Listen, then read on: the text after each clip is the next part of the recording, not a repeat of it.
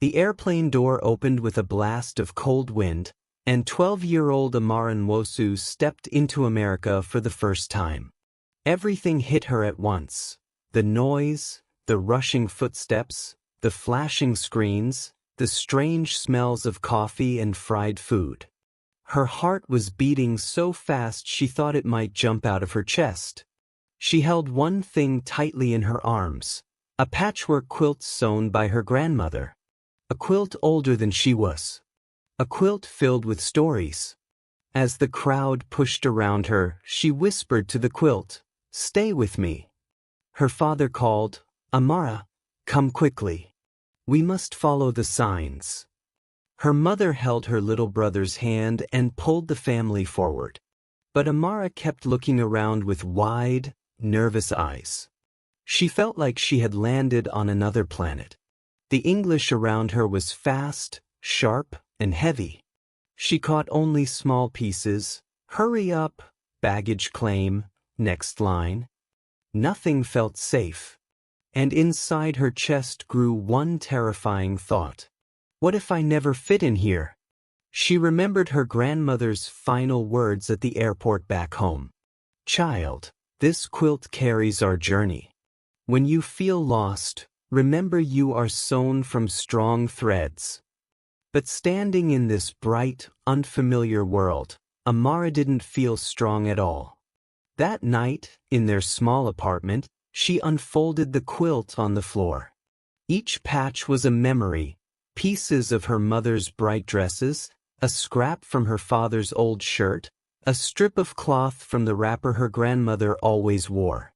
There was even a patch made from Amara's baby blanket. As she traced the stitches, she felt tears fall. Her new life had begun. But she had no idea how difficult the first steps would be. Morning arrived cold and gray.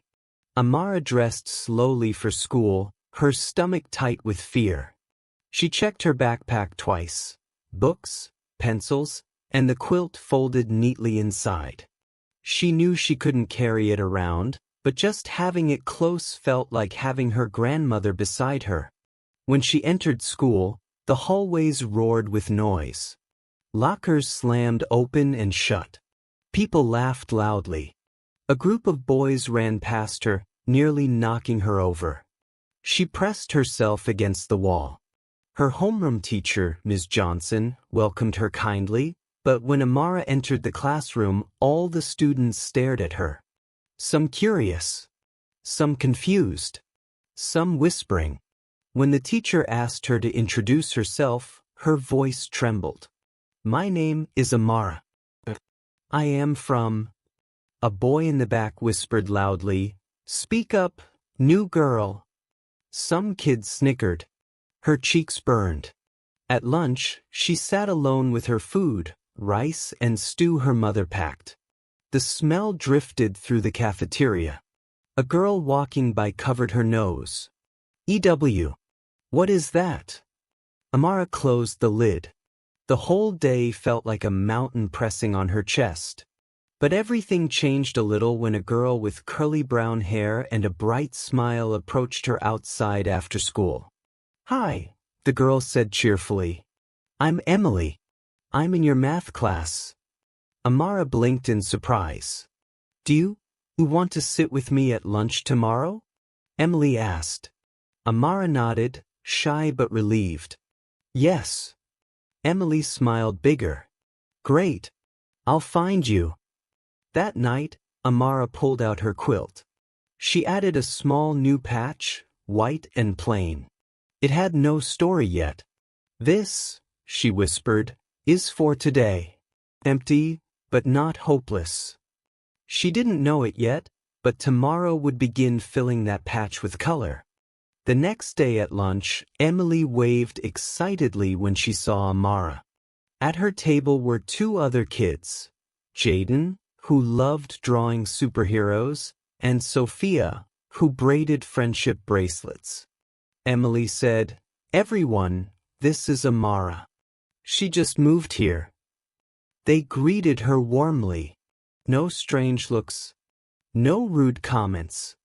For the first time since arriving in America, Amara felt her shoulders relax. Jaden admired her braids.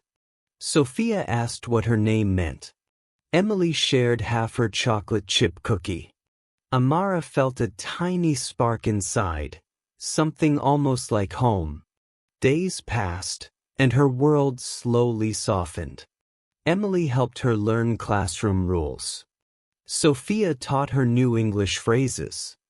Jaden shared his comics with her after school. Amara began participating in class, raising her hand even when she worried her accent would sound strange.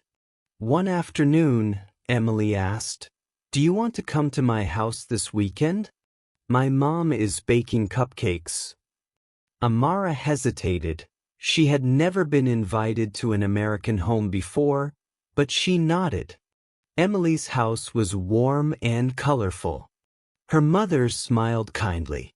They baked cupcakes, painted small clay figures, and played a board game. Amara laughed more that day than she had in weeks. That night at home, she added a bright pink patch to her quilt. "This is for Emily," she said softly. "My first friend here." Then she added a golden yellow patch. "This is for Hope." Slowly, America was becoming less frightening. Slowly, her quilt was growing. Just when life began feeling brighter, winter arrived, fierce and freezing. Snow piled high. The wind howled like angry spirits. One night, their apartment heater broke without warning. Cold filled the rooms instantly. Her little brother shivered. Her mother wrapped them in blankets. Her father tried to fix the heater but couldn't. They didn't have enough money to repair it right away. Amara brought her quilt from her room and covered her family with it. But the cold still bit into their skin. She sat beside her mother, trying not to cry. She felt helpless. The next day at school, Emily noticed Amara rubbing her hands together.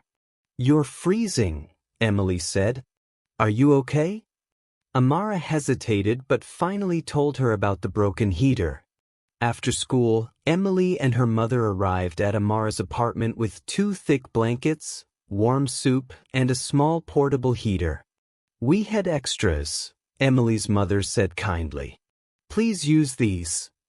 Amara's parents were touched and grateful. As the heater warmed the room, Amara felt tears prick her eyes, not from sadness, but from something warm and powerful. Kindness. Friendship. Community. That night, Amara added a deep blue patch to her quilt. "This," she whispered, "is for the warmth people can give each other." She understood then. The quilt did not only hold the stories of the past. It was slowly weaving the stories of her new life. Stories she never expected but deeply needed. Spring came at last, melting the snow and brightening the world. The school announced a cultural showcase night. Students could share a part of their identity, talent, or story. Emily said, "Amara, you should show your quilt." Amara's eyes widened. "In front of everyone?" "I don't know." But Ms. Johnson agreed. "But your quilt is special, Amara. It speaks of courage and family. Share it." Amara thought about it for days.